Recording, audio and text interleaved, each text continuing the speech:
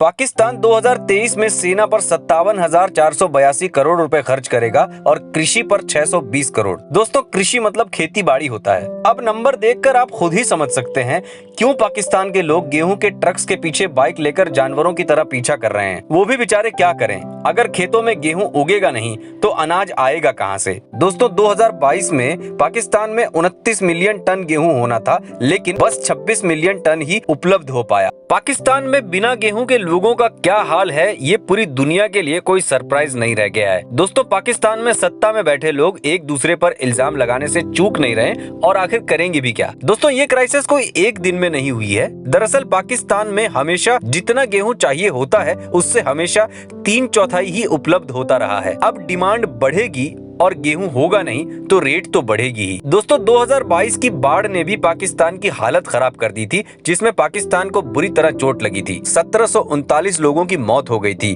और 3.2 ट्रिलियन का नुकसान हो गया था। दोस्तों, 3.2 ट्रिलियन का मतलब होता है 3,20,000 करोड़ रुपए, जिसकी वजह से पाकिस्तान की जीडीपी भी नीचे आ गई थी।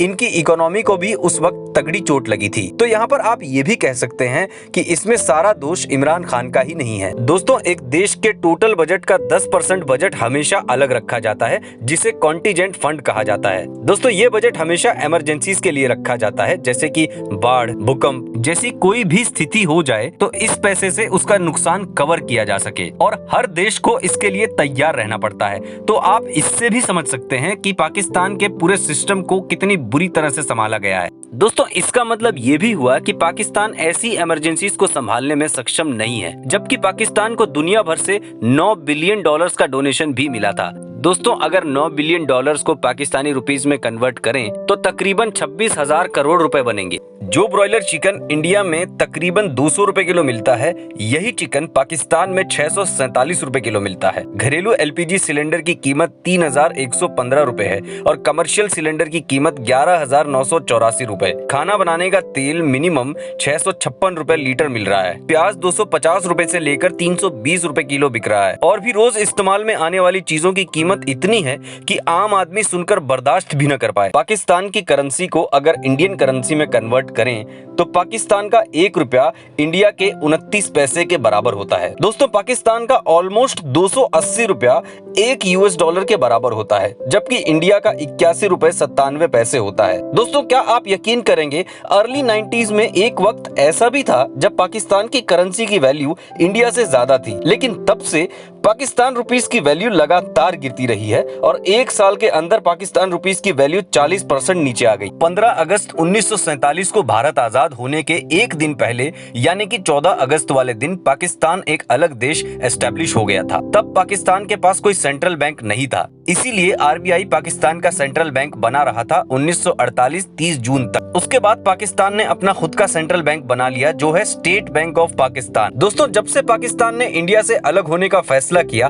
तब से पाकिस्तान ने हर वो मुमकिन कोशिश की कि वो आगे बढ़ जाए, लेकिन ऐसा होगा कैसे, ये तो पाकिस्तान खुद भी नहीं जानता। लेकिन यहाँ के कुछ समझदार लोग इंडिया की तारीफ करते हुए कहते हैं कि काश वो इंडिया में ही रह गए होते, और कहीं भी क्यों नहीं, क्योंकि इंडिया जैसा देश दुनिया में और है भी कहां। पाकिस्तान धरती की पहली ऐसी कंट्री है जहां की आर्मी सारा मार्केट ऑपरेट करती है। यहाँ की army real estate, textiles, dairy, यहाँ तक कि बेकरी और साबुन तेल का धंधा भी करती है। यहाँ के सिविलियंस अपनी गवर्नमेंट से वैसे तो पहले से ही परेशान थे, लेकिन जो हाल इमरान खान के राज में हुआ है वो हमेशा स्पेशल रहेगा। पाकिस्तान में अगर रोजमर्रा की जरूरी चीजों को छोड़ दें तो उसके अलावा जितनी भी दुकानें हैं, वहाँ से पाकिस्तान का आम आदमी गुजर भी नहीं रहा है। अब ऐसे हाल में जब पहले से ही बिजनेस ना हो, उसके ऊपर से सारे देश में ये पावर कट हो जाए तो इससे बुरा और क्या होगा। जो दुकानदार जनरेटर पर काम चला सकते हैं वो भी कब तक चलाएंगे। लाइट होगी नहीं तो जनरेटर चलेगा, और जनरेटर चलेगा तो उसमें पेट्रोल डलेगा। 1 लीटर पेट्रोल की प्राइस पाकिस्तान में 267 रुपए चल रही है, यानी कि 267। अब इंसान कब तक पेट्रोल और खून जलाए।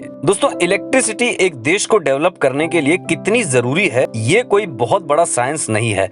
हर इंसान समझ सकता है। हॉस्पिटल्स, इंडस्ट्रीज, ऐसा कौन सा सेक्टर है जो बिना इलेक्ट्रिसिटी की इन्वॉल्वमेंट के रन कर सकता है। दोस्तों, पाकिस्तान में शहबाज शरीफ करंट प्राइम मिनिस्टर हैं और इनसे पहले इमरान खान थे। पाकिस्तान पाकिस्तान का इतिहास रहा है कि यहाँ कोई भी प्राइम मिनिस्टर अपना पूरा कार्यकाल नहीं निभा पाया है। या तो उसे मार दिया गया है या तो वो गायब हो गया। और आज तक यहाँ की एजेंसीज इस बात का पता नहीं लगा पाई है कि इनके प्राइम मिनिस्टर को मारता कौन है। इमरान खान पर भी गोलियां चली थी लेकिन वो बच गए थे। दोस्तों, जब एक देश का विकास करना होता है तो उसमें बहुत सारे पहलुओं को बैलेंस करके रखना पड़ता है और पाकिस्तान का तो हर पहलू अनबैलेंस्ड है और इन अनबैलेंस्ड पहलुओं का परिणाम तो सारी दुनिया देख रही है। पाकिस्तान में विकास तो छोड़िए, यहाँ की आम जनता आटे तक को मोहताज है।